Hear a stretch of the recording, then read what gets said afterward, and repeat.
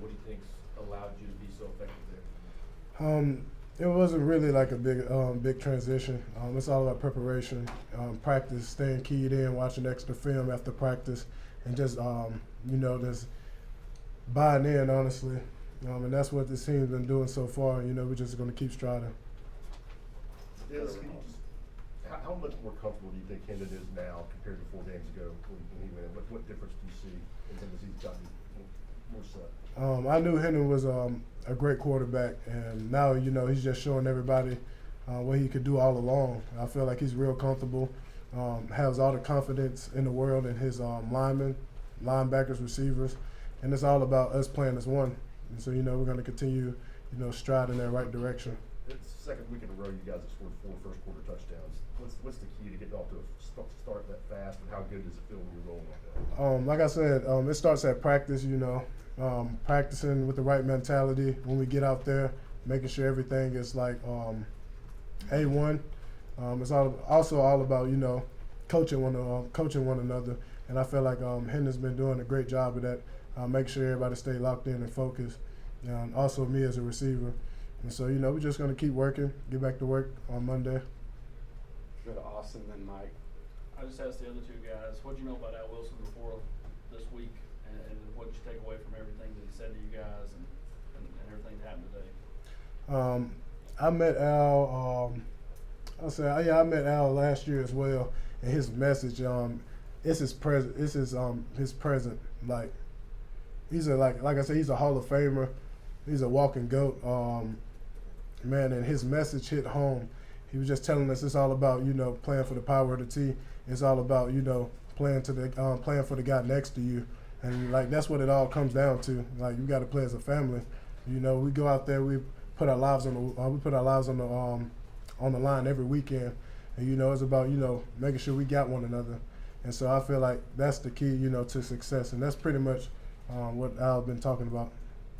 How about you, Joe? Just sitting there listening to Al Wilson, like Velus said, his presence, you feel it when he walks into the locker room, you just feel it when he's around. And the biggest takeaway I got was just how special playing, in Neyland is, and playing with that T on your chest, and just it's just bigger than you, and just taking that away from the legend himself meant a lot. Go to Mike and then Wes. Jaylen, what did you see on that goal line play that South Carolina ran in? I think some teams have kind of gotten you guys with stuff like that. So were you at this point looking out for that? To a certain extent, yes. I saw him toss the ball to, I think it was a lineman or whatever, and something in my head was like, that's not right. So I just dropped back, and the ball fell in my hand. So. Wes? Yeah, I was going to ask you, are you like trying to set a record for most number of interceptions with a guy with a cast? Nah, man. I'm just trying to play football, man.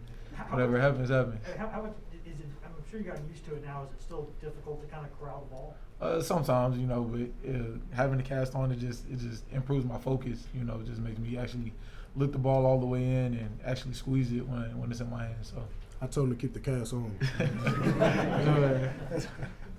Go to Patrick and then David. Velus with Jaylen, he didn't I don't think he caught a pass since the first game. He gets a touchdown earlier today with a tough catch. What's it been like kind of watching him kind of go through the season, and what did it mean to him to get the touchdown? Jaylen's like a brother to me. I call him twin. He's like a brother to me. And as an older brother and stuff, just keeping him locked in and focused. Like you never know, like what the next game has for you. Injuries occur. Like we play in the SEC, it's a physical game out there, and like just tell him like lock in and like when your chance comes, make sure you capitalize on it because the next one's not promised, next game not promised. And so just keeping him locked in and stuff, and giving him all the wisdom I can. Like this is my last season, he's gonna take this thing by storm.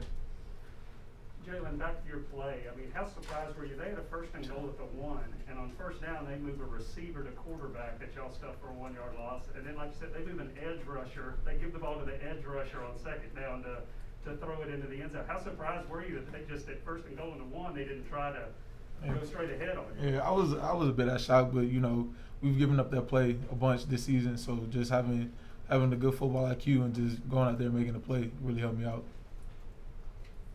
We'll go to Adam and then Jimmy. Velus, we're up in the press box, so we can't kind of feel all that's going on down there. What's the atmosphere like when you guys are scoring just 1, 2, 3 in the first quarter like that? Man, it's exciting. You know, scoring is fun, and you know, I can only imagine how the players felt before us that Coach Hyper has been over, and so like, it's an amazing feeling. Everybody's smiling, like you can just feel like the energy. You just love that feeling. So you know, we just got to keep scoring. Jaylen, how would you evaluate the defensive performance today of the team? All right, defensively we played fast. You know, we got to the ball. We created a lot of negative plays. Created a couple turnovers. You know, there's some stuff we still have to clean up. You know, just fitting the right gap. A few missed tackles, but for the most part, I feel like we played a good team defensive game. Hendon said he felt like the offense relaxed a little bit in the second half. Do you think the defense relaxed at all? I feel like we did. We gave up a fake punt and a couple of touchdowns after that. So we did come out a little slow in the second half, but we picked it up as the game went on. Right here. I saw online there was a lot of debate over the alternate jerseys today, and I want to know what you guys thought about it. You talking about the black jerseys? Yeah. Oh man, like I felt like a nighthawk, you know. But like you know, everybody was excited about it, and I was like, man, like thinking in my head, we got these black jerseys. You know, the legends are coming back in town. Like we're gonna have to set it off. So, man, it was a great feeling. Everybody's excited and stuff like that, and you know, thanks to Coach Hypo and the rest of the guys that put that together. So I feel like we got to save it for a couple weeks down the line. You know, you don't want to wear it out. I mean, I'm pretty sure everybody saw my reaction, so you know, I was surprised. I kissed him. Yeah, those things, those uniforms are beautiful. Yeah, can't wait to wear them again. We'll go to Mike and then Ben McKee. Yeah, Velus, what kind of did go wrong offensively the second half when things kind of slowed down? As Jimmy mentioned, Hendon kind of said you guys might have relaxed a little bit. Yeah, I felt like the key to this offense, you know, Coach Hypo always telling us to keep our foot on the gas. And, like, you know, you can't get lackadaisical. Like, you know, you can't let up. I feel like we relaxed a little. Got some 3-and-outs and stuff. But I felt like really proud of us. Found the way to score at the end. Defense had a great fourth down stop. Found the way to put it in the end zone, you know, to seal the deal. And so I feel like that's what's important. You know, we're going to celebrate all wins. Jaylen, what did you see from Brandon with Theo out, and did much change in the secondary with Theo being out? Yeah, I saw a lot of maturity from Brandon Turnage. You know, I think it was around Tuesday or Wednesday where he got the green light to go at start, and you know, from then on he was locked in throughout the week of practice. He was asking questions, got matured, and he played some great ball today. Was there a lot different with Theo being out? Who stepped up as the leader in his place? No, it wasn't different. You know, we harp on, you know, next man up. So, with us being together and playing as much ball as we have together, it wasn't a drop off at all. Yeah, right here. Yeah, Jaylen, y'all seen a fair amount of trick plays so far, especially passes. I mean, double passes against Tennessee Tech. As kind of the last line of defense, how are you taught to sniff those out and to kind of read trick plays as they happen? Right. It all starts with your eyes. You know, just trusting your keys, trusting what you're supposed to look at, and you know, just having good field awareness. Coach Nez and Coach Banks always harp on, you know, we're the last line of defense, so don't know until you go. Stay deep as the deepest, and when you see it, just react and make a play.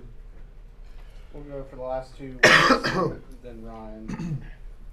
Jaylen, I don't know how much y'all pay attention or don't, but there's going to be a lot of talk about the offenses in this game going into Tennessee Ole Miss week. As a defender, is that something you're like, man, like, is that going to motivate you at all? If you want to talk about the offenses all week going into this one? Not really, because we play defense. So our biggest focus is Tennessee defense going in. First of all, you know, getting the corrections from South Carolina where we messed up on, and then focusing on Ole Miss and what we need to do to stop him and what we need to do to be at our best. All right, and that's it, guys. Thank y'all.